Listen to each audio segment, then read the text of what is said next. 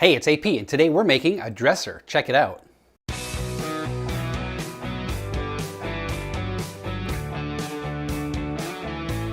My wife has been asking for a new dresser for a while now. The one that she currently has is about 15 years old, and it was picked up at a discount furniture store, so it's made out of pressed wood, and it's falling apart. So for her birthday this year, she asked for a new dresser, and of course I said, well, yes, honey, I can make you that. Now, I didn't design this. I figured I'd let somebody else do the heavy lifting for me. So I went on over to Fix This, Build That, where host Brad, I don't know Brad's last name, but host Brad designed a beautiful tall dresser, which I used for this particular project. I'll leave a link to those plans in the description below where you can go and purchase them for yourself. Now, before we start chopping wood, I want you to hit that subscribe button so you can be notified the next time I upload an awesome video like this. Are you done? All right. Let's go cut some lumber. Since I didn't want to rent a truck, I had the lumber store cut my plywood down to 2-foot by 8-foot sheets that fit really nicely into my Forester. This made life so much easier. To cut these down back in the shop, I used a saw guide and my circular saw. Because I'm paranoid and I want this to be a really nice piece of furniture, I put painter's tape down over the cut line to help reduce any splintering. This was probably overkill, but better safe than sorry. After everything was cut down to a manageable size, I finished everything up on the table saw. Now that all the plywood is cut down, I'm going to move on to chopping up the pine, and I'm just going to use my compound miter saw to do all that. This is pretty straightforward stuff, so let's get to it, and then I can start actually building this thing. I used the premium pine for this to make sure I got the straightest sticks possible. So the primary pieces of the drawer, or the dresser, the dresser, are all cut. Now before I start assembling it, I want to run a rabbet down the backs of the legs to give me some space to put a nice backer board and tie it all together, the back of the dresser. Now you can run a rabbet a couple different ways. If you have a dado set, you can do that. Pretty easy, just one pass with the dado set and you're good to go. But I'm just going to do my regular thin kerf blade here, my finish blade on the table saw, just because I don't want to, take it out, put the dado in, then take the dado out and put this back in. If I was going to be running a bunch of things on the table saw that needed a rabbet, then I would absolutely swap in the dado set. But I'm only doing 2 of these, so that's it. This is simple. This is easier this way. So I need to run, it's going to be a 1/2 inch. So this is what it's going to look like. I got my 1/2 inch down, 1/4 inch over. I set my blade height for 1/2 inch and then ran my 2x2 through. I then set my blade for 1/4 inch and adjusted my fence accordingly. You wascally wabbits. This whole construction is going to be done with glue and pocket holes. So I'm going to start with the sides, and I'm just going to put in pocket holes at every, 6 inches or so, which will give us a nice tight bond between the pocket holes and the screws. And we'll drill those in directly into the legs. All right, so let's, I'm first going to measure these out. I've decided that it's good to pick a side. So in this case, this grain side is going to be the exterior because this side actually has this seam down it, which I don't think is going to look too sexy on the outside. So that's why it's going on the inside. All right, so this is where we want to actually drill our holes.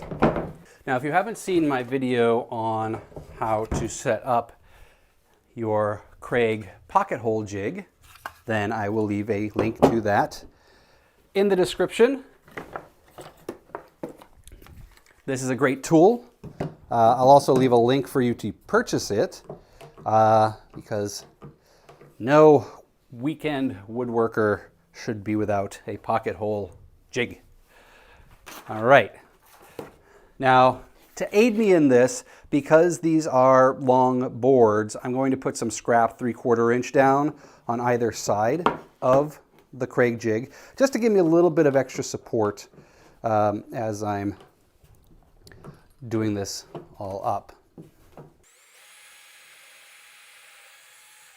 Now that all the pocket holes are bored out, I'm going to start attaching the legs with 1 1/4 inch screws, pocket hole screws. To do what I need to do, I need a couple things. I need my glue, I need my screws, and I need some spacers to elevate the side here. And oh, look at that. I'm using Millennium Falcon magazines as shims. All right, so I'm just going to put this down for a second. So I'm just going to use some of my stringers as spacers here. And so I have my front, my back. Let's put that one there for good measure. And then now it's important that these are flush. Otherwise, you're going to have a hell of a time putting in the drawer, what are they called? The drawer things. Yeah, the drawer things. Today's episode is sponsored by the folks over at Basecamp. Now, I use the Basecamp M+ dust mask to keep my lungs free and clear from all the junk that goes up into the air after cutting wood or sanding models and props. The M+ dust mask has adopted EAPI technology and advanced nanotechnologies, meaning that the 6-layer filters that they use can filter out 99.4% of pollutants found in pollen or exhaust or dust particles and even smoke. These masks are also adjustable for the optimal fit. You just put it over, loop over the ears, and then they Velcro in the back. And they have this cool thing called the AEB system, which uses a strap to keep the dust mask in place without slipping off your head and face while relieving pressure on your nose and ears. They're also great for folks who wear glasses like myself. I have my contacts in. There's a flexible bridge to help seal the mask. Plus, the one-way valves are over 25% more efficient in exhausting heat, water vapor, and carbon dioxide. How cool is that? The main mask is washable, and the filters inside are super easy to replace.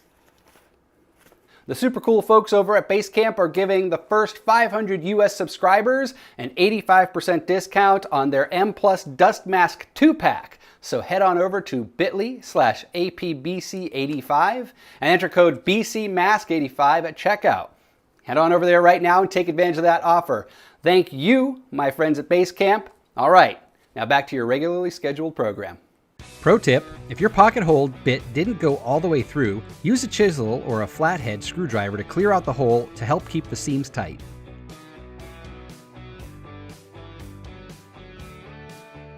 The clamps help keep everything nice and tight while screwing this together. Without them, the glue may make the wood shift, causing alignment issues.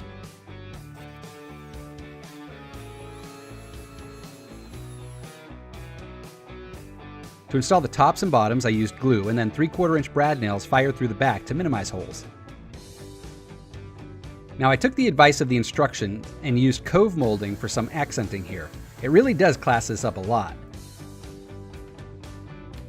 To get the tightest fit possible, I cut to size, measuring each piece against the previous one. After dry fitting everything, I glued them all in place, holding them down with 3/4 inch pin nails. Oh, another pro tip, make sure you wipe any excess glue with a wet rag so you have a good surface to work with once it comes time to staining. The bottom of the dresser is pretty much the same process. This is also the point where you need to start keeping track of the front and back. The front stringers are the pine, while the back are the plywood.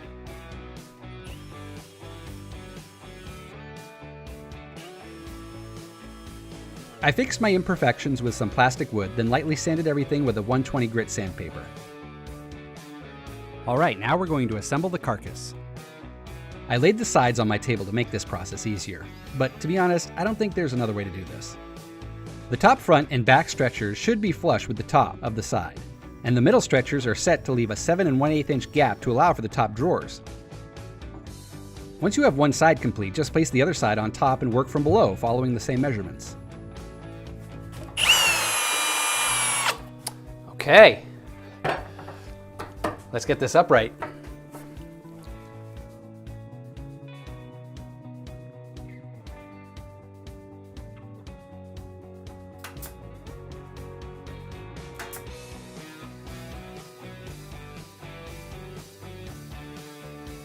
The back is just a piece of 1/4 inch plywood. I flipped the Carcass over to make installation a breeze. I used 1-inch brad nails to hold it all in place. All right, I'm in a good spot now where I can start staining the main box of the dresser. For this, so our furniture in our bedroom is all black, whether it's stained black or painted black, and so we're going to stick with that theme. And I'm actually going to be using, for the first time, gel stain. I've never used this before, but it says it's rich, deep color, no drips or runs, ideal for vertical surfaces, which I have some of those right there. So I have high expectations for this because, well, why shouldn't I? So let's crack this open, stir it up, and start applying the stain. Okay.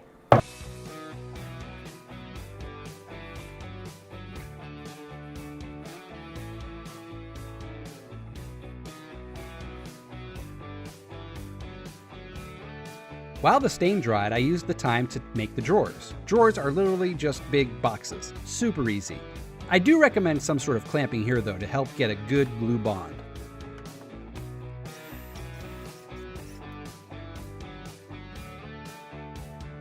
The bottoms are made with 1/4 inch plywood cut to size.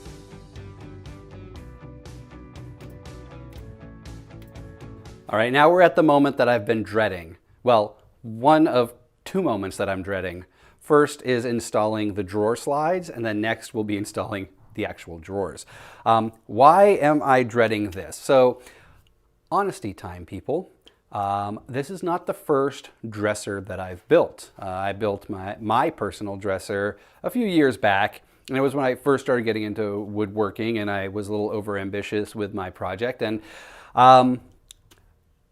I really struggled with getting the drawer slides to line up correctly. And so even to this day, the drawers don't seat properly within the dresser. So I'm hoping that by paying attention to the cuts better, measuring twice, cutting once, making sure everything is level, making sure everything is square, that will solve some of the problems I had the first time I did this. But I'm still a little anxious about putting this together. So I've watched a lot of YouTube videos as well on how best to do this, and I reached out to my friends over on Reddit who were very eager to jump in and provide some guidance on how best to install these drawer slides. So let's jump to it. When installing the slides, you also have to take into account the thickness of the drawer face and the offset. To get this measurement, take a scrap piece of 3/4 inch birch and place it at the offset. Then use your combination square to mark the depth. Now you can use that depth to precisely place the sliders. The bottom slide should sit 3.5 inches up from the bottom, which is the width of a scrap 1x4. The subsequent slides are 6 5/8 inch. I simply cut down a piece of scrap plywood to the size. The top drawer slides are 2.5 inches up from the stringer.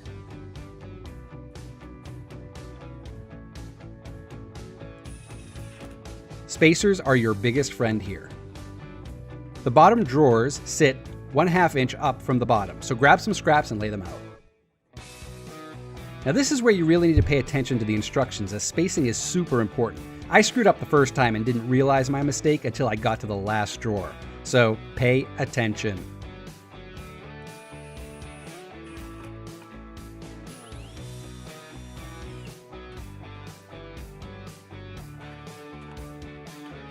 Once the first drawer is secure, the subsequent drawer spacing is 1 1/4 inch, so a piece of 3/4 inch plywood and a piece of 1/2 inch plywood, if you have it.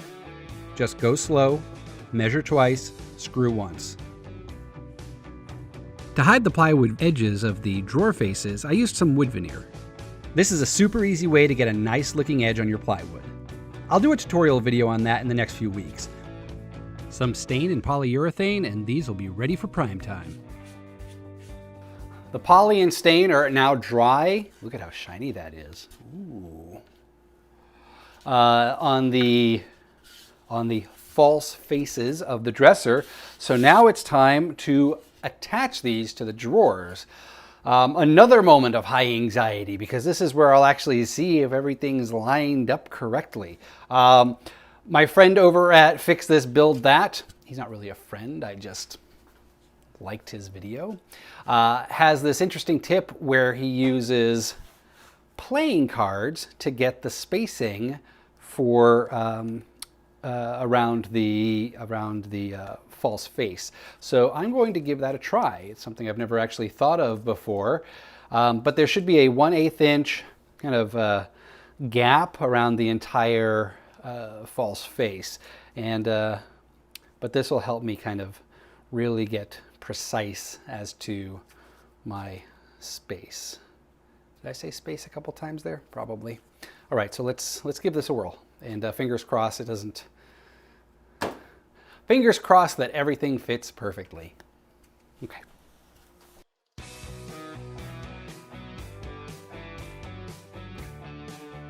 This playing card method is awesome. Now just tinker with the number of cards until you have an equal amount of space around each face.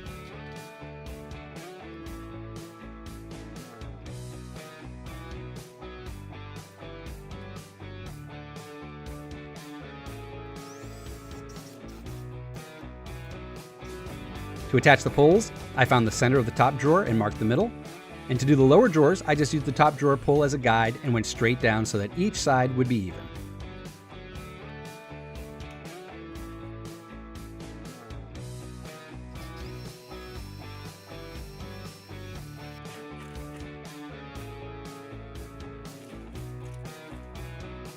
The dresser top is assembled to fit, like the molding on the sides, just getting my cut marks while everything is in place.